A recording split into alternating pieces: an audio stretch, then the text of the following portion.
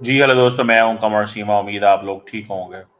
दोस्तों, यल्दा हकीम sky news की top presenter हैं और रिसेंटली भारत और पाकिस्तान के कॉन्फ्लिक्ट में भी उन्होंने काफ़ी ज़्यादा रिपोर्टिंग की, जिसमें पाकिस्तान के अंदर उनके बारे में ये आया कि ये एक इंतहाई बाइस्ड जर्नलिस्ट हैं और उन चीज़ों को उठाती हैं जो फैक्ट्स को डिस्टॉर्ट करने की कोशिश करती हैं और हालात को इस तरह प्रेजेंट करती हैं कि अगले बंदे को एग्रेसर इस्टेब्लिश करती हैं और एक एजेंडे पे हैं। गो कि मैं समझता हूँ कि सहाफ़ियों को हमें ऐसे नहीं कहना चाहिए। सहाफ़ी जो भी हो, सहाफ़ियों की रिस्पेक्ट होनी चाहिए, बट येस, एजेंडा नहीं होना चाहिए। असल मकसद जानना है। ये एक ईरानी प्रोफ़ेसर हैं, इनका उन्होंने इंटरव्यू किया। मैं चाहता हूँ ये आप इंटरव्यू सुनो और उसके बाद हम इस पे कमेंट करेंगे कि बेसिकली वो क्या कह रहे हैं और उसके बाद यल्दा हकीम से क्या सवाल कर रही हैं। सुनिएगा ज़रा। Really important. But how do you know So are you that they have denying that the bases top inside Iran? commanders are being killed? Oh, Are you denying that top you mean commanders were killed? so you mean what you're referring to basically is an attack, an act of aggression, that they suddenly fire missiles at civilian targets at apartment buildings and slaughter people in those apartment buildings, slaughtering whole families. For you, that's targeting. That's a really sophisticated act. But These people. if I can just ask, Excuse me. have Excuse military me. facilities been One of the hit? buildings. Have nuclear facilities been hit? One of the buildings that has some of these commanders. One basically वो उसे कह रही है कि आपके generals मारे गए हैं। वो क्या कह रहा है प्रोफेसर? वो कह रहा है कि तुम ये कह रही हो कि वो सिविलियंस मारे गए हैं, उसमें तुम इसकी बात कर रहे हो, तुम इसे ग्लोरीफाई करना चाहती हो। अच्छा, पता तो उसको है, पता भी है सारा। ईरान ने खुद बता दिया है कि हमारे ये लोग जो हैं वो शहीद हो गए हैं, मारे गए हैं। वो क्यों सवाल पूछ रही हैं? जस्ट टू मेक इट कि जी मेरे शो के ऊपर फलां प्रोफेसर ने आके ये माना है कि हमारे बंदे ये मारे गए हैं। वो क्या कह रहा है? वो कह रहा है कि तुम ये कह रही हो कि सिविलियंस मारे गए हैं, उनकी फैमिलीज मारे गई हैं, बच्चे मारे गए हैं। अगर उनमें एक कमांडर होता, अगर फॉर एग्जांपल एक कंपाउंड है, एक अपार्टमेंट है, उसके अंदर एक जनरल है, उसकी फैमिली है और उसके इर्द गिर्द जो अपार्टमेंट तबाह हुए हैं, वो कह रहे हैं तुम उसकी बात कर रही हो और वो कह रही है कि तुम्हारे जनरल्स मारे गए हैं, वो कह रहे हैं तुम्हारी न्यूक्लियर साइट्स जो है वो तबाह हुई हैं। तो ये बेसिकली वो कंफर्मेशन ले रही है और वो कह रहा है कि नहीं, सिविलियंस को टारगेट किया गया है।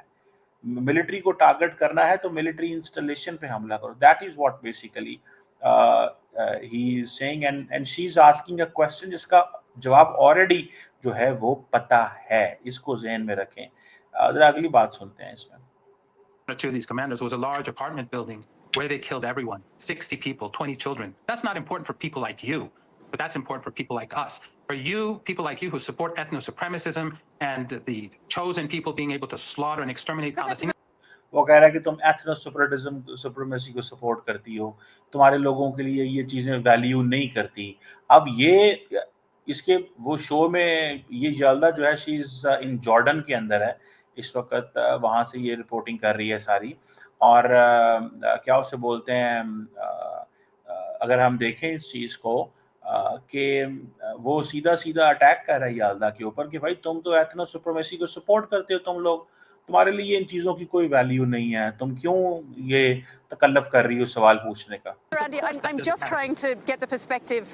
We're trying to give you airtime so that you can give us the Iranian perspective on this. And we want to know, and I want to understand, Iran's position here. Will you come to the negotiating table now? Donald Trump, after these series of airstrikes and this attack was launched, called on Iran to come back to the negotiating table. As the spokesperson of the regime, or as someone who worked closely with the negotiating team, do you believe they will come to the negotiating table now? Well, your regime should know, and your news agency or your TV channel should know better. We were at the negotiating table. It was Trump that conspired with Netanyahu to attack Iran.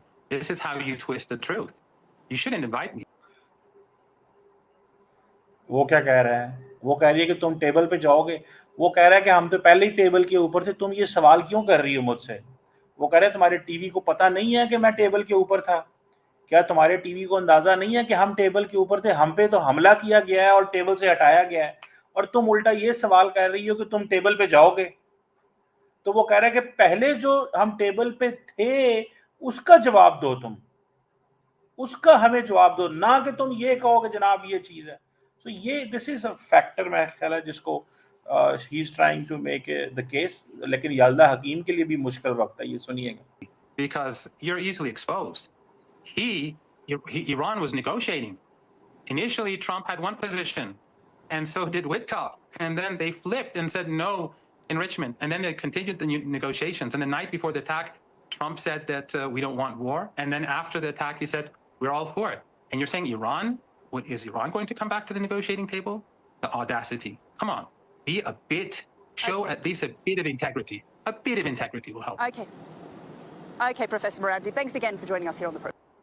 बहुत गुस्से में है, बहुत गुस्से में है। Important. यल्दा हकीम बहुत गुस्से में है। Thank you very much professor.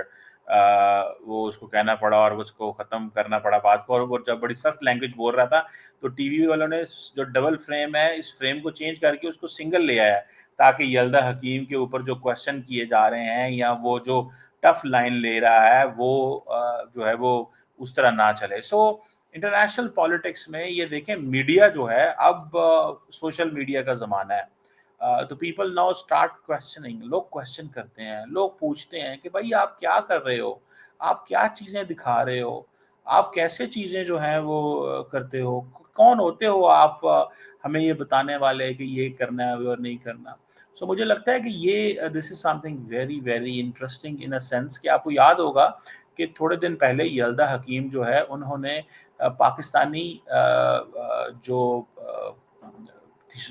शरी रहमान उनको टीवी पे बुलाया, और उनको टीवी पे बुला के भी कुछ ऐसे सवाल किए जो बड़े इंटरेस्टिंग सवाल थे। तो ये जो यल्दा हकीम अभी इनको कह रही हैं कि thank you very much professor, तो गुस्से से कह रही हैं, उनका चेहरा जो है वो बता रहा है, ये देखें आप, ये उनका चेहरा बता रहा है कि वो क्या, उसको पता है कि ये मुझे डायरेक्ट हिट कर रहा है, मेरे सवाल पे मुझे कमेंट कर रहा है कि तुम क्या सवाल पूछ रही हो, तुम्हें तो अमेरिका को कहना चाहिए कि वो टेबल से गया है, अमेरिकन टेबल से गए हैं, हम टेबल पे नहीं गए। So they are making a perspective, वो एक पर्सपेक्टिव प्रोफेसर बिल्ड कर रहा है। ये जरा मैं थोड़ा सा दिखाना चाहता हूँ कि पिछले हफ्ते जो यल्दा ने पाकिस्तानी जो शरी रहमान थी उनसे कुछ इस तरह के सवाल किए जो बड़ा इंटरेस्टिंग थे। इसके ऊपर मैं just to remind you, Analysis Consortium told us at Sky News that Brigade 313 is Al-Qaeda in Pakistan. It's an umbrella organization for members of several groups like the Taliban, Lashkar-e-Jaish. अच्छा, अब ये brigade 313 की बात कर रही थी, तो शरी रहमान को तो पता भी नहीं था brigade 313 because it was band back in 2013। 2013 में इसको बैन करके इसके लोगों को एलिमिनेट करके वो 500-600 बंदा उस वक्त अमेरिकन को दे दिया गया, लेकिन उसने एक गड़े मुर्दे को 14 साल पुराना 13 साल पुराने गड़े मुर्दे को खोला कि वेयर इज वो, यानी कि वो ये स्टैब्लिश करना चाह रही है कि तो पाकिस्तान के अंदर अभी अलकायदा मौजूद है। पाकिस्तान अलकायदा को तो 2002-3 में सैंक्शन कर दिया, ब्रिगेड 313 जो सामने आया उसको भी सैंक्शन कर दिया, लेकिन अब वो कह रहे हैं कि नहीं भैया नहीं, इन सवालों के हमें जवाब दो, इन सवालों के हमें जवाब दो, विच इज ब्रिगेड 313, ये अलकायदा का नाम है। वो कह रही है कि तुम्हारे मुल्क में अलकायदा है, जिस पे पाकिस्तानियों को बड़ा गुस्सा लगा। उन्होंने कहा भाई ये क्या बात हुई, ये आप जो है वो एजेंडा पैडलिंग कर रहे हैं। सो ये यल्दा जो है she is I think of Tajik heritage की है, एंड यू नो उनका अपना एक व्यू है इस खित्ते के बारे में, and she is a lead presenter at the sky news, but people consider कि शी इज वेरी बायस्ड। और बहरहाल मैं समझता हूँ कि सवालों के जवाब देने चाहिए बजाय इसके कि हम ये कहें कि वो बायस्ड है, अनबायस्ड है, वो क्या है। अगर वो सहाफ़ी इस तरह की चीज़ें कर रहा है तो they must be some shop presenters होने चाहिए उनके टीवी के ऊपर जिनको ये सवालों के जवाब देने चाहिए, और डायरेक्ट हिट सहाफ़ियों पे नहीं करना चाहिए। मेरी एक ज़ाती राय है, गो के आज के ज़माने में कोई सहाफ़ी जो है ना वो अनबायस्ड नहीं है। आप किसी मीडिया हाउस पे चले जाएं, यू विल नॉट फाइंड के जी जर्नलिस्ट जो हैं वो unbiased. Journalists are biased now. They have their own उनकी अपनी assessments हैं, assertions हैं, उनका अपना एक व्यू है, वो एक वो रखते हैं पर्सपेक्टिव। सो मुझे ऐसा लगता है कि ये एक ऐसी चीज़ है जिसको समझने की ज़रूरत है, ठीक है, that this is something very very interesting in that sense, but let's see इसमें क्या डेवलप होता है। लेकिन इस प्रोफेसर ने जो बात की उसको आपको आखिर में अगर आप देखेंगे तो यल्दा हकीम को ये कहा कि तुम्हें ऑडेसिटी होनी चाहिए कि तुम सच्चाई को सच्चाई तो कहो, मतलब कोई इंटेग्रिटी तुम्हारी होनी चाहिए, तुम्हारी तो इंटेग्रिटी कोई नहीं है बेसिकली। वो उसके बाद उसको थोड़ा गुस्सा लगा, उसने कहा कि ये मेरी इंटेग्रिटी पे सवाल कर रहा है। लेकिन मुझे अब ये this video is basically doing rounds on social media, everyone is sharing this video, और उसकी वजह ये है कि हर कोई समझता है कि ये चीज़ जो है ये इसने खातून ने इस यल्दा ने सही नहीं किया, मतलब this is something you know that is there. So मुझे जो चीज़ नज़र आ रही है वो ये है। बहरहाल जिसे वो कहते हैं ना ये एक बड़ी चीज़ है, ये एक बड़ा नैरेटिव है, ये एक बड़ी अप्रोच है, और लेट्स सी देखते हैं कि क्या होता है आइंदा आने वाले दिनों में, क्योंकि ये जंग अब सारी मीडिया के पास है। ठीक है ना जी।